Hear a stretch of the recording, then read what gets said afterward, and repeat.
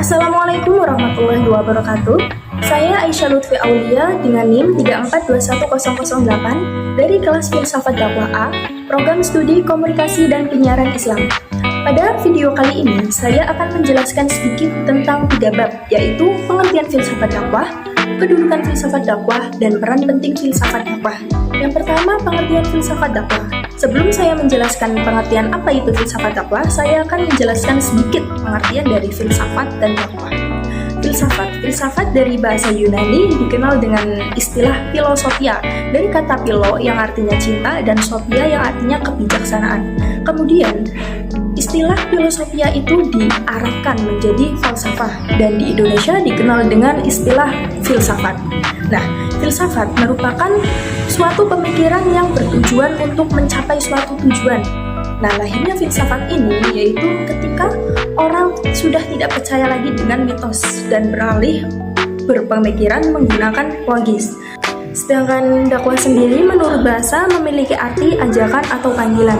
Nah, jadi pengertian dari filsafat dakwah ialah suatu ilmu yang mempelajari secara kritis dan mendalam tentang dakwah dan respon terhadap dakwah, yang mana dakwah tersebut dilakukan oleh para dai, sehingga para pendengar dakwah tersebut menjadi manusia-manusia yang baik, dalam artian manusia yang beriman dan berakhlak mulia, seperti yang diajarkan dalam ajaran Islam.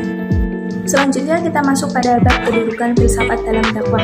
Yang pertama, filsafat sebagai pembantu dakwah.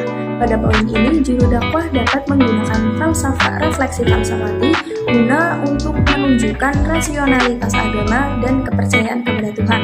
Yang kedua, filsafat sebagai studi analistik atas dakwah. Pada poin ini, filsafat berfungsi sebagai pengamat dakwah, dan yang terakhir, filsafat sebagai refleksi atas studi dakwah. Nah, selanjutnya kita masuk pada poin peran penting filsafat dakwah. Terdapat beberapa peran filsafat dakwah.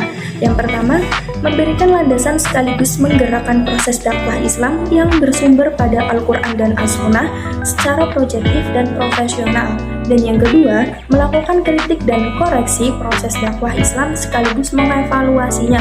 Dan yang ketiga, mengenakan kebenaran dan keadilan di atas tauhidullah dan tauhid risalah. Dan yang keempat, mensyukuri nikmat Allah dengan menerangkan sesuai fungsi dan petunjuknya. Dan kelima, upaya menyempurnakan jiwa manusia baik dari sudut teoristis maupun praktis. Kesimpulannya adalah peran filsafat dakwah yaitu sebagai ilmu pengetahuan yang membahas secara kritis dan mendalam tentang dakwah, sehingga orang yang didakwahi menjadi manusia-manusia yang baik dalam artian beriman dan berakhlak mulia seperti yang diajarkan dalam Islam. Sekian penjelasan materi dari saya, kurang lebihnya mohon maaf. Wassalamualaikum warahmatullahi wabarakatuh.